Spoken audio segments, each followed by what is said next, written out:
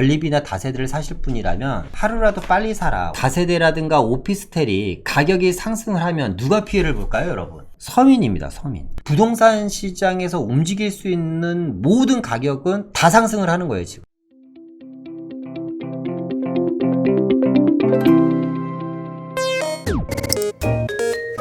다음 얘기는요, 풍선 효과에 대한 이야기인데요. 아파트는 이딴 규제, 다세대 연립 오피스텔이 지금 풍선 효과로 지금 장난이 아닙니다. 그죠? 돈도 점수도 부족해서 청약 포기자들, 그러니까 청포자라고 하더라고요. 청포자. 오피스텔 25평 이상 경쟁률이 32대 1입니다. 오피스텔 경쟁률이, 그러니까 아파트 경쟁률이 아니라 오피스텔 경쟁률이요. 25평 이상 경쟁률이 32대 1. 얼마 전에 동탄 이신도시에 공급한 오피스텔 보니까 경쟁률이 89대 1 나왔더라고요. 89대 1. 와, 오피스텔 경쟁률이 89대 1입니다. 그러니까 아파트값 뛰자 연립 다세대로 서울 7월 12년 만에 연립 다세대 서울 같은 경우는요 12년 만에 지금 최고치를 달리고 있습니다. 제가 지금 연립 다세대 얘기 나올 때 올 초부터 계속 얘기했죠. 재개발을 생각하시는 분이라든가 재개발 초기 단계에 있는 연립이나 다세대를 사실 분이라면 하루라도 빨리 사라. 올 1년 내내 계속해서 연립 다세대의 신고가 갱신이 이뤄질 거다라는 얘기를 했습니다. 그런데 지금 아니나 다를까 1월부터 7월까지 단 한 달도 안 거르고요 계속해서 매매 가격이 뛰고 있습니다. 이유는 이제 아파트 값과 전세 가격이 너무 많이 올라서 사실상 패닉 바잉이죠. 뭐 갈 수가 없습니다. 그래서 내 집 마련 수요 빌라로 선회하는데 중요한 거는 이게 이제 이 서울만의 문제가 아니고요. 이게 지금 경기도도 마찬가지입니다. 연립 다세대 매매 건수가요 지금 12년 1개월 이래 지금 최대치의 연립 다세대 거래 건수를 보이고 있습니다. 서울도 2년 3개월 만에요 가장 많이 팔렸습니다. 오피스텔 매매도 지금 올해 최고입니다. 신문기사를 보고요 최근에 오피스텔 투자하시려는 분들이 상당히 많으신데 오피스텔 투자는 좀 신중하게 접근을 하셔야지 되고요. 특히 오피스텔 같은 경우는요 무조건 아파트 대체제로 쓰일 수 있을 만한 면적의 오피스텔을 사셔야 됩니다. 원룸이나 1.5룸 오피스텔은요 지금 최근에 뉴스에서 나온 것처럼 이렇게 가격이 안 올라요. 원룸이나 1.5룸 오피스텔은 기본적으로 이 친구들이 태어나기가 수익형 부동산으로 태어난 거라서 전세 가격 상승이 제한적입니다. 아파트 대체제로 쓸 수 있는 오피스텔 같은 경우는 아파트처럼 전세 가격이 같이 올라주니까 매매 가격이 계속해서 상승하는 거예요. 참고로 저희가 있는 이 테헤란로 같은 경우는 참고로 말씀을 드리면 최근 10년간 원룸형 오피스텔과 아파트 대체제로 쓸 수 있는 전용면적 20평 이상 오피스텔들의 매매 가격 상승률을 보면요 원룸형 오피스텔 같은 경우는 한 2억에서 2억 5천 하던 것이 최근에 한 3억 5천까지 올랐습니다. 그러니까 원룸형 오피스텔은 10년 동안 거의 1억 정도가 오른 거예요. 1억 정도가. 이런 아파트 대체제로 쓸 수 있는 전용면적 20평 이상 되는 오피스텔은요 10년 전에 매매 가격이 한 3억 5천 정도 했습니다. 그런데 지금 11억 12억 정도 해요. 어마어마하게 많이 올랐잖아요. 무늬만 오피스텔이라고 다 오피스텔은 아니다. 그러니까 오피스텔을 투자를 하실 거면 반드시 아파트 대체제로 쓸 수 있는 오피스텔을 사라. 이런 연립주택이라든가 다세대라든가 오피스텔이 가격이 상승을 하면 누가 피해를 볼까요, 여러분? 서민입니다, 서민.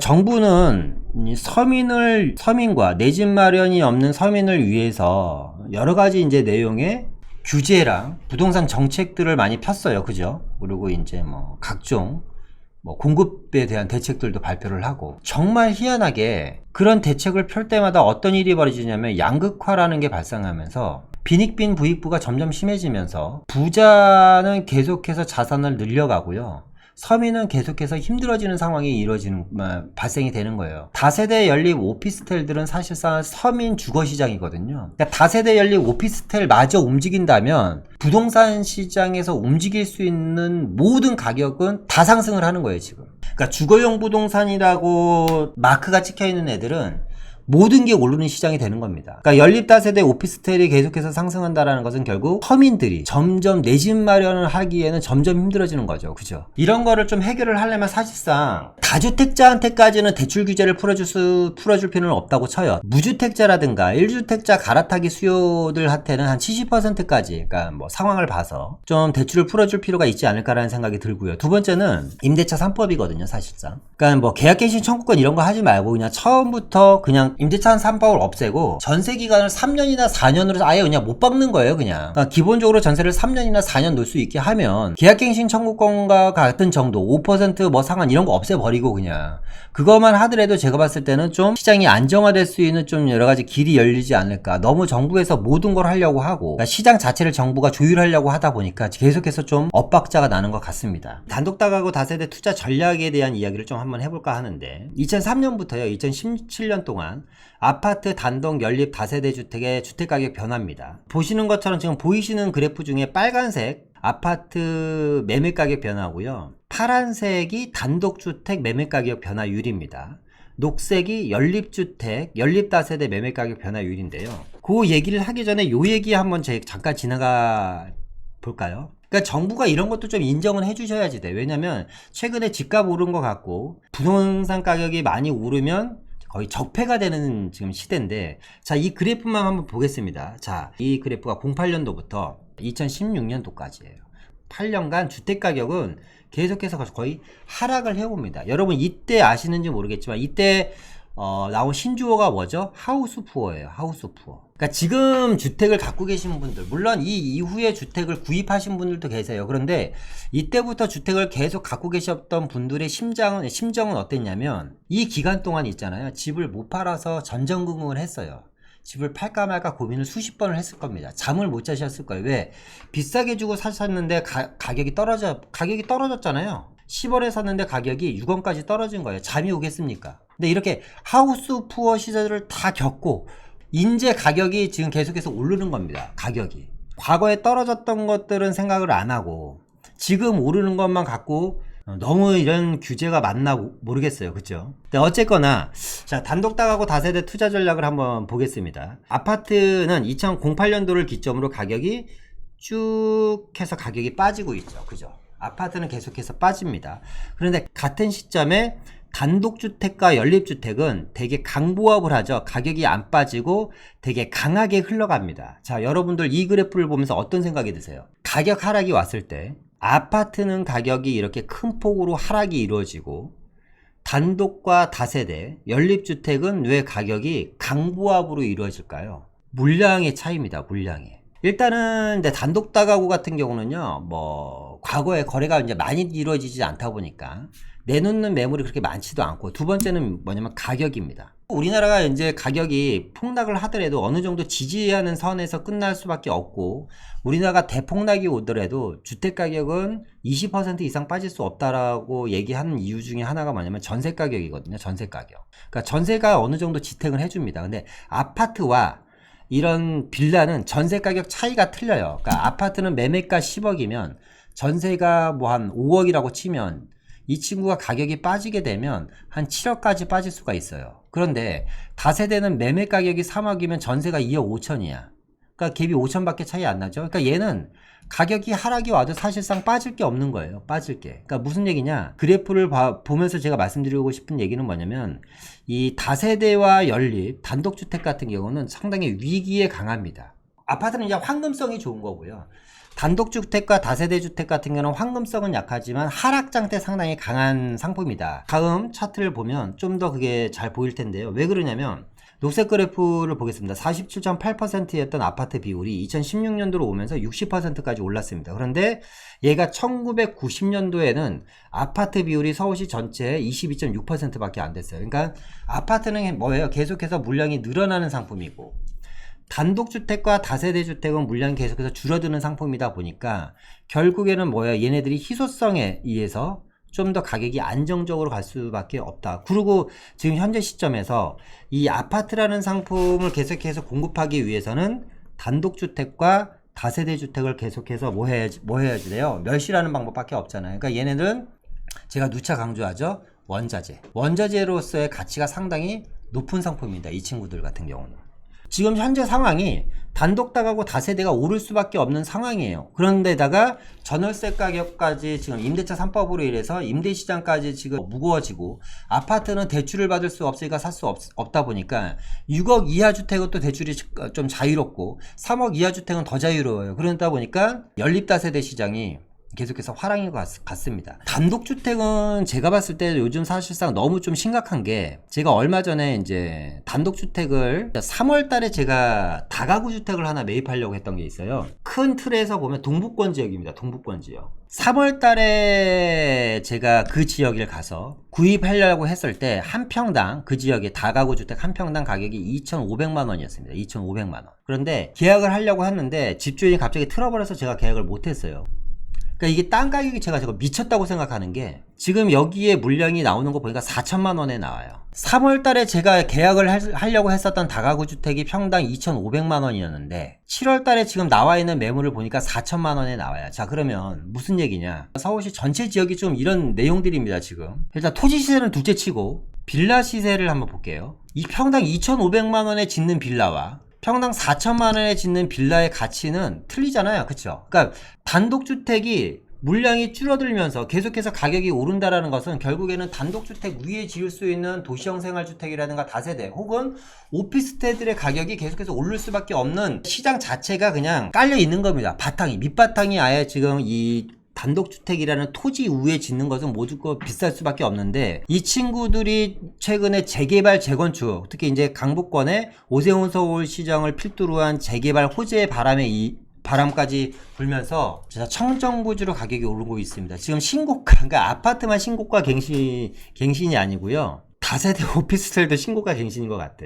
단독 다가구 다세대 상승 요인을 보겠습니다. 대규모 정비 사업으로 인한 일단 희소성이죠. 정비 사업이 계속해서 진행이 되면서 희소성이 계속해서 넘쳐나고 있고, 그러니까 지금 사지 않으면 뭐 못 산다라는 인식이 좀 팽배한 것 같아요. 그리고 정비 사업이라는 게 시간을 돈으로 바꾸는 게임이잖아요. 그죠? 이런 겁니다. 만약에 뭐 단계가, 재개발 단계가 1단계, 2단계, 3단계, 4단계, 5단계 쭉쭉쭉쭉 해서 10단계까지 있다고 하면 단계가 올라갈수록 가격은 계속해서 올라가는 거잖아요. 그죠? 그러면 내가 조금 불안하지만 좀 일찍 2단계쯤에 사면 내가 들어가는 투자금은 요만큼 들어가는 겁니다. 그죠? 그런데 수익은 이만큼이에요. 그러니까 이 아래쪽은 투자금이 되는 거고 위쪽은 수익금이 되는 거거든요. 내가 좀 안전하게 한 7단계 정도에 사고 싶다 그러면 투자금은 많이 들어가겠죠. 그죠? 대신에 수익금은 줄어들겠죠. 그러니까 내가 조금 일찍 들어가서 시간이라는 리스크를 감수하고 좀 높은 수익률을 가져갈 것인지, 아니면 나는 좀 안정적인 성향이야. 그래서 좀 더 뭐 사업수행 인가라든가 관리처분 인가라든가 이런 게 떨어졌을 때 들어간 다음에 돈은 좀 많이 투자하더라도 안정적으로 수익금을 확실하게 가져가고 싶다. 이런 분들은 좀 천천히 좀 어느 정도 진행된 다음에 들어가셔도 될 것 같습니다. 지속적인 지가 상승입니다. 그러니까 계속해서 이제 토지가 점점 줄어들다 보니까 지가 상승은 계속해서 이루어질 수밖에 없고, 제일 중요한 거죠. 개발용지 부족과 개발지. 개발지에 투자인데 오타가 났네요. 투자 수요가 이제 증가되는 거죠. 그러니까 서울시 점점 개발할 수 있는 땅이 이제 부족하잖아요. 개발지가 부족하다 보니까, 예를 들어서 이제 재건축이 가장 활발한 방배동 지역 한번 볼까요? 보시면 지금 여기가 요렇게가 방배동이잖아요. 요렇게가 방배동인데 개발 가능지 고갈. 그러니까 이런 지역들이 점점 계속해서 이제 늘어나는 거예요. 방배동만 보더라도 지금 아래쪽 같은 경우는 이제 아파트 재건축 시장이에요. 이 아래쪽은 지금 뭐 그랑자이라든가 뭐 지금 계속해서 이제 재건축이 진행되고 있고, 이 북쪽 지역, 요 지역은 노후빌라 시장입니다. 그런데 여기가 지금 어디에 5구역이죠. 여기가 6구역입니다. 그리고 지금 13구역이 지금 이주를 하고 있죠. 얘가 14구역인가요? 14구역, 15구역이 이제 내년에 이주를 해요. 방배동만 보더라도 다 재개발하고 이주가 많이 되고 나서 지금 남아있는 자리가 여기밖에 안 남아있어. 그죠? 지금 빨간색밖에 안 남아있는 거예요. 그럼 이 동네 빌라가 100개가 있었는데 지금 보시는 것처럼 60개가 사라지고 아파트로 바뀌는 거예요. 아파트로 바뀌면 얼마 하겠어요? 3, 40억이지. 지금 빌라가 이제 100개 중에 60개는 사라지고 40개밖에 안 남는 거예요.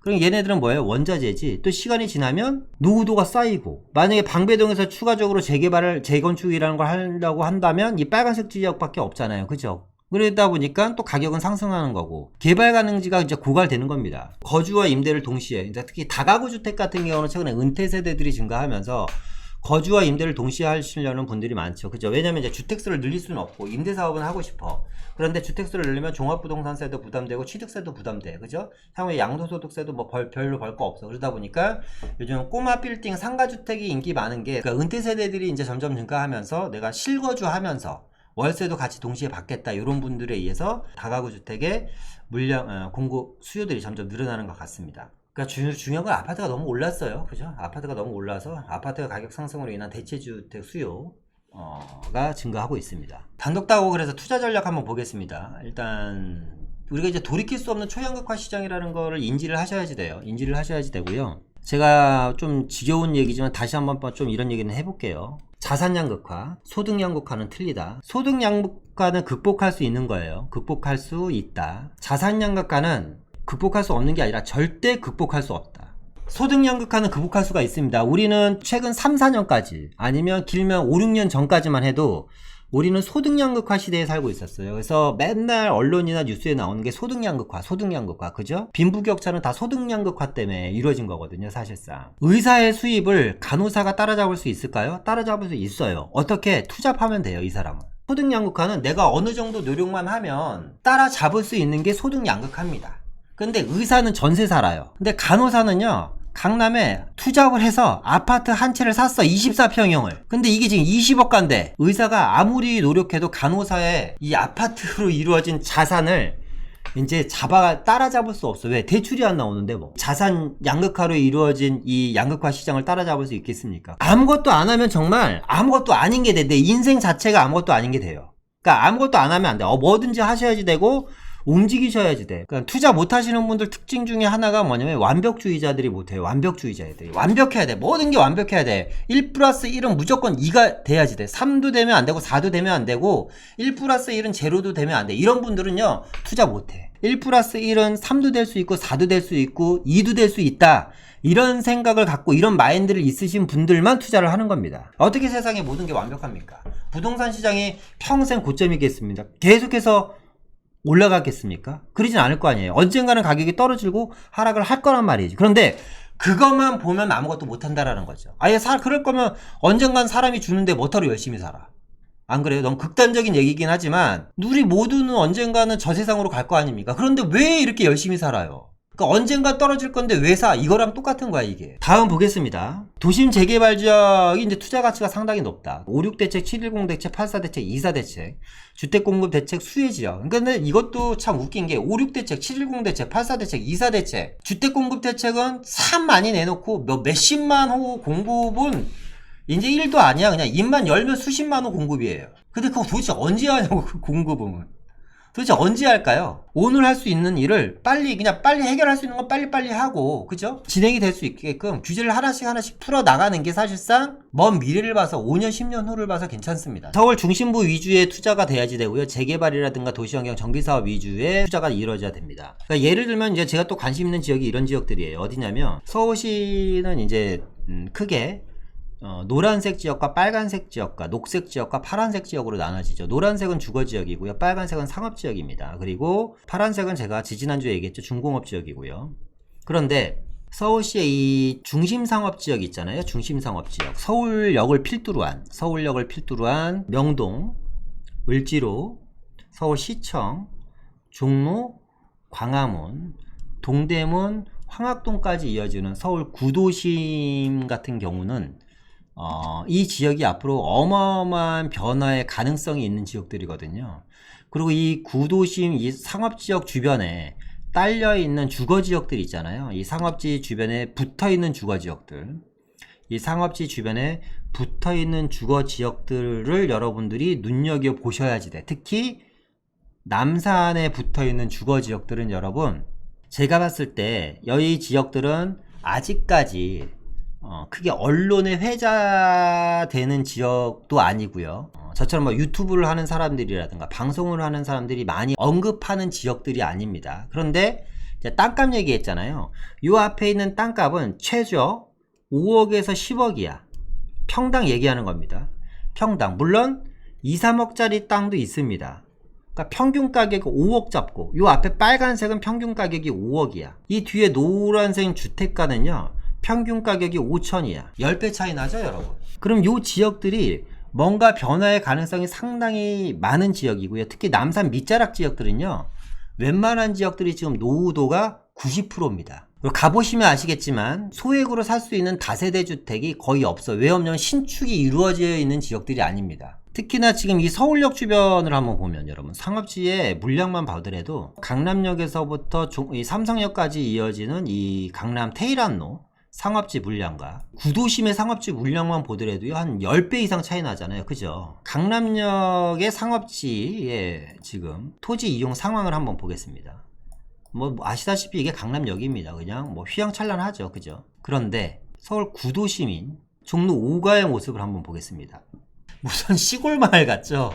여기가 땅값이 그렇게 비싼 종로 5가 아까 강남은 으리아리한 빌딩들이 초고층 빌딩들이 줄비차 있는데 여기는 무슨 시골 같잖아요. 그죠? 모든 지역을 말씀드릴 수는 없고 제가 그냥 예를 들어서 요런 데 정도면 어떨까라는 지역을 한번 말씀드려 볼게요. 자, 보겠습니다. 서울역을 기준으로 서울역 주변에 관심이 많잖아요. 서울역 그러니까 용산 하는 이유가 있는데 왜 그러냐면 앞으로 서울에 3개의 국제업무지구가 개발이 되는데 서울역 국제업무지구, 용산국제업무지구, 삼성동 국제업무지구입니다. 삼성동은 지금 터프하게 들어갔죠. 용산은 지금 거의 몇 년입니까? 지금 한 15년째 포유 중이고 서울역은 드디어 내년에 착공이 들어갑니다. 그죠? 하나종합건설에서 착공이 들어가요. 서울역 주변에 투자하고 싶으신 분들이 많은 것 같아서 제가 말씀을 드리는 거예요. 그냥 팁을 하나 드리는 겁니다. 팁을 보시면 서울역 주변입니다. 이 아래쪽에 서계동입니다. 서계동 관심 있으신 분들 상당히 많죠. 바로 위쪽에 충정로역이 있고 여기가 어디예요? 아현 1구역이라는 데잖아요. 아현 1구역 아래쪽에는 후암동입니다. 후암동은 이제 동후암동과 서후암동으로 나눠지죠. 자, 투자금을 한번 보겠습니다. 이 지역의 소액투자금 보면 아현 1구역이 아마 3, 4억 정도 갖고 들어가야지 되는 걸로 알고 있고요. 서계동도 한 3, 4억 정도 전세 끼고 들어가야지 되는 걸로 알고 있습니다. 서후암동 같은 경우가 전세 끼고 투자금이 한 7억에서 10억 정도 갖고 들어가야 되는 걸로 알고 있어요. 그런데 동후암동은 한 전세 끼고 한 2억대로 들어가는 걸로 알고 있습니다. 그런데 서울역을 기준으로 삥 둘러서 아직까지 잘 알려지지 않은 지역이 있어요. 이 빨간색 지역입니다. 빨간색 지역. 앞서 말씀드렸던 것처럼 여기는 노후도가 90%, 전체 주택수의 다세대 빌라 연립 비율이 한 20% 정도밖에 안 돼요. 그럼 무슨 얘기냐면 노후도는 찾는데 여기가 조합원 수는 없다는 거죠. 그죠? 근데 이 지역은 많이 알려지지 않다 보니까 전세 끼고 투자금이 1억대면 삽니다. 1억 정도면. 그러니까 요런 지역, 요 지역 외에도 요 주변에 몇 군데 더 투자 좀 말씀드릴 곳들이 많긴 한데 어쨌거나 요런 지역들을 여러분들이 한번 관심을 가져보셨으면 좋겠어요. 도심부 재개발이라든가 도시환경 정비사업이 진행된 곳들을 투자해야지 된다는 거고요. 단독 다가구 주택 사려고 하시는 분들 많잖아요. 이런 분들은 주택의 외형보다는 토지 활용도가 상당히 중요합니다. 그러니까 뭐 3, 40평짜리를 어쩔 수 없이 사야지 되는 분이 계실 수도 있겠지만 가급적이면 단독 다가구 같은 경우는 대지 지분 기준으로 약 80평 정도 되는 걸 사시는 게 좀 더 향후에 가격들이 많이 올라요. 그러니까 3, 40평짜리, 그러니까 80평 미만들이 평당 1000만원 오른다면 80평 이상 땅들은 한 기본적으로 한 1500, 2000씩 오르게, 그러니까 오르는 단가가 틀립니다. 특히나 이제 이 단독 다가구 다세대, 아까 경기도 지역도 단독 다가구 다세대가 막 불티난다고 하잖아요. 그래서 신고가 갱신하고, 그죠? 가급적이면 지방이나 수도권도 도심부라든가 중심부는 괜찮은데 외곽 지역 같은 경우는 모든 상품이 다 똑같은 건 아니니까, 그죠? 만약 갖고 계시다면 매도를 권합니다. 결론 내겠습니다. 현상이 아닌 방향성이 중요하다. 이것도 제가 누차 강조하는 거잖아요. 그러니까 지금 당장에 1일1비 할 수 있는 이런 현상만 보는 게 아니라 방향성 자체도 상당히 중요하다. 그러니까 방향성을 보고 가셔야 됩니다. 방향성이 어느 방향으로 흐르고 있는지, 전세시장은 과연 어떤 방향으로 흐르고 있는지, 그리고 공급은 도대체 어떤 방향으로 흐르고 있는지, 아파트 매매 시장은 어떤 방향으로 흐르고 있는지 전체적인 큰 방향성 안에서 여러분들이 판단하고 행동하셔야 됩니다. 지금 현재 상황에서 시장의 위축은 당연한 거죠. 왜? 시장이 위축될 수밖에 없어. 살 수도 없고 팔 수도 없는데, 그죠? 그런데 방향성은 과연 어떻게 될까? 네, 그런 내용들, 그런 것들을 한번 고민해 보셨으면 좋겠고, 핵심은 공급 대책이죠. 정책의 핵심은 공급인데 공급이 빠져 있다 지금. 나올 기미가 안 보입니다. 언제 나올까요? 3기 신도시 도대체 언제 될까요? 공공재개발 언제 될까요? 민간 재개발 6대 규제 완화 대책을 다 풀었어요. 빨리 진행해야죠. 눈치 보고 있어 지금. 서울시장은 서울시장 나름대로 눈치 보고 있고, 국토부는 국토부 나름대로 눈치 보고 있어요. 대선 때문에 그런 거죠. 대선 때문에 답답합니다. 그러니까 전 세계 유동성 증가와 저금리는 계속됩니다. 금리 인상, 자, 금리 인상이 왜 시장에 미치는 여파가 크지 않냐면, 잘 보세요, 여러분. 제가 10억이 있는데 대출을 받았네. 그러니까 대출을 받았는데 금리가 3%에다가 3.5%를 올렸대요. 그런데 제가 대출을 5억을 받았는데 통장에 10억이 있어. 근데 10억을 넣어놓은 통장에 금리는 0%야. 0.5%, 1% 돼. 이자 금리는 0.5에서 1% 돼. 뭐예요? 돈을 갖고 있는 사람 입장에서, 현금을 보유하고 있는 사람 입장에서는 대출금리 인상이 중요한 게 아니라 내가 갖고 있는 돈의 저금리가 중요한 거야. 저금리가. 금리를 계속해서 저금리니까 뭔가 계속해서 수익을 창출해야 될 거 아닙니까? 그죠? 물론 말씀드렸던 것처럼 대출금리가 인상이 된다고 하더라도 그거 역시 저금리입니다. 사실상. 예. 1급지 쏠림 현상 계속해서 증가할 거다. 그래서 저는 기본적으로 서울 사대문안이라든가 마용성, 강남, 서초, 송파 뭐 요런 지역 위주로 투자를 하셨으면 좋겠다. 그러니까 장기적으로 보면 투자는 이렇게 하셔야지 돼요, 여러분.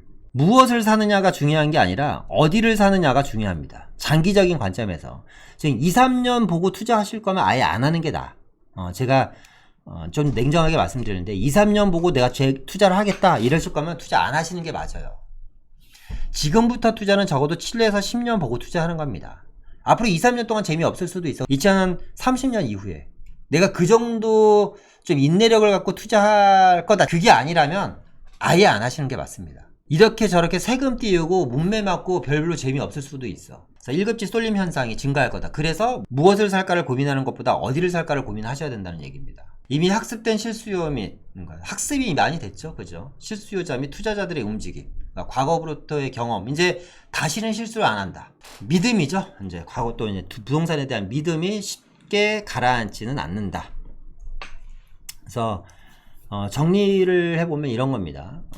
현상이 아닌 방향성이 중요하고 공급은 빠져있다. 지금 유동성은 계속해서, 팬데믹 유동성은 계속해서 증가한다. 금리를 올린다고 하지만 무슨 이게 지금 당장에 뭐가 해결될 것 같지는 않습니다. 경제 위기가. 어째 이걸 막으려면 유동성밖에 없어요. 당분간 몇 년 동안 앞으로 지속적으로 더. 그러면 금리 인상은 제한적일 수밖에 없다. 근데 현금을 갖고 있는 사람 입장에서는 통장에 넣는 돈은 어쨌거나 적습니다. 1급지 쏠림 현상으로 인해서 무엇이 아닌 어디를 투자해야 되는지가 상당히 중요하다. 그리고 이미 투자자들이라든가 시장 참여자들은 과거로부터에 대한 학습 효과와 경험에 의한 믿음으로 인해서 사실상 상당히 견고하게 움직이고 있다. 이렇게 좀 말씀을 드리겠습니다. 긴 시간 같이 여러분들과 함께해서 저도 즐거웠고 반가웠습니다. 휴가가 끝나서 한 2주 만에 제가 하다 보니까 약간 버벅거린 것도 있긴 한데요. 여러분들 너그러이 이해해 주시길 바라고요. 다음 주에 좀 더 좋은 내용과 좀 더 좋은 영상으로 찾아뵙도록 하겠습니다. 혹시라도 좋아요와 구독 안 눌러주신 분 계시면 좋아요와 구독은 사랑입니다. 감사합니다. 다다님, 라이프 행복님, 야수의 심장, 비카프리오님, 다다님, 이첼케이님, 메리카님, 유미님, 정유미님, 그 외에 여러분들 오늘 함께 해주셔서 감사하고요. 다음 주에 더 좋은 영상으로 찾아뵙도록 하겠습니다. 감사합니다.